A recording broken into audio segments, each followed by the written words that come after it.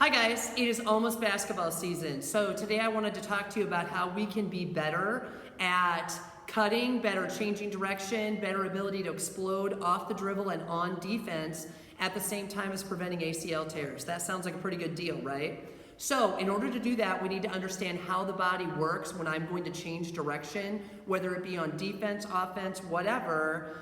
If I'm going to go to the right, what happens that you don't feel happen is that my body loads to the left to explode to the right. My ability to be efficient with that, both in mobility and strength, will determine how quick I am going to the right. So, what needs to happen is my pelvis needs to be able to move outside of my femur. When that happens, that takes that big old butt muscle and it puts it on stretch and I can explode. A lot of times young athletes aren't very good at this because of how we spend our entire day in school. So in order for me to be able to drop and drive, I need to be able to rotate my pelvis forward and shift into that hip. My knee needs to be able to get inside of my pelvis. How do we spend our entire day at school? We sit in a posterior pelvic tilt with slumped shoulders, and typically their knees are wider, right? I sit slumped in my chair at school. Whatever position you put the body in the most is how it's gonna stay. So when I sit like that, I end up with tight hamstrings, tight TFLs, and my body's always gonna take the path of least resistance. So now when I go to basketball and I'm gonna cut, whether it's offense or defense, if I have been living here, my ability to cut and change direction is gonna shift here and drop here. I am less efficient, I am less explosive, and I am recruiting only about 25% of the hip than I need to. Not to mention, this is more compressive on my back and harder on my knees. So instead, I can take running lines. Well, let's go back. Let's back up a sec. First of all, I need to stretch, right, to get rid of this horrible position.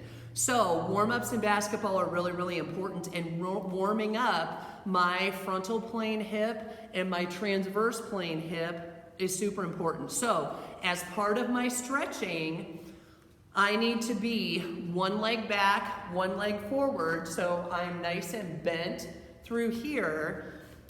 If I tip to the side to side and I really exaggerate that hip displacement as I stretch, first of all, as I tip this way, I'm stretching into this hip, but I'm also stretching this groin. If you look at my ability to change direction, part of it comes from the load of your hip on the outside, and part of it comes from my groin's ability to lengthen to let me get there. If my groin can't lengthen, guess what has to move more? My knee. If my knee moves more and I don't have the ability to absorb that at my hip, I'm putting more shear force across my ACL. You can end up with an ACL tear. If I can't get into this hip, now I'm losing all this strength and power. So one leg forward, one leg back. I'm gonna tip side to side and aggressively shift that pelvis, making sure that my knee doesn't hurt. I'm also gonna be one leg forward, one leg back, woo, holding on to this knee and rotating around the corner. Now I can do this in standing, okay, which gives me a little ankle work to help warm me up, or I can drop down to half kneel if I'm having a hard time controlling the rest of my body, and do the same thing here, making sure that the goal is to really rotate that pelvis around the corner and side to side that pelvis around the corner. So I have warmed up those two things. Now let's talk about how to prevent ACL tears and improve cutting efficiency with something we do in basketball every day, which is line drills, right? So in basketball, we always make kids run the lines. Go to the free throw line and back, half court and back. We can use that drill to make us better cutters and decrease your risk for ACL tear simply by changing how we use our feet. So traditionally, kids will hit the line and they either hit the line and go, or we come down and we make them touch and then they push off. When you do this and I hit the line and I go, First of all, if I don't have enough groin mobility on this side, every time I hit and push off, I'm creating a valgus force or a shear at my knee that puts more stress on my ACL. So we do not want line drills to create ACL tears.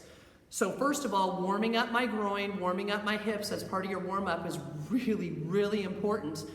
But changing how you cut can make a big difference in preventing that as well. So instead of hitting my line and pushing off, instead as coaches, if we would have them hit that line, cross over, and you can either reach that leg to the outside and then drive to the next line, or I hit the line, cross over, and if you want them to touch the floor and drive this way. Now, coaches, your athletes are going to look terrible as we start this. And so most coaches veer away from it because they look so inefficient and so slow.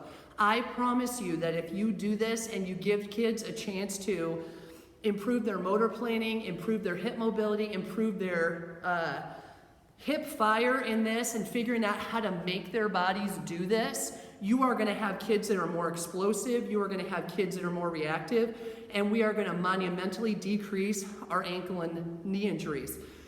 Because as my foot is planted and I cross over, so opposite leg behind, I'm loading that hip side to side, I'm loading that hip rotationally, I'm loading that hip forward, I'm loading my foot, I'm stretching my subtalar joint in my ankle, I'm teaching my hip how to get outside of my knee to protect my knee, I'm winding up all of that great butt muscle to teach it how to explode, and I'm headed this direction. I'm also undoing a lot of that legs out slumpy posture, because you cannot slump. If I'm going to be here, especially if I'm a coach, I want you guys to be heads up.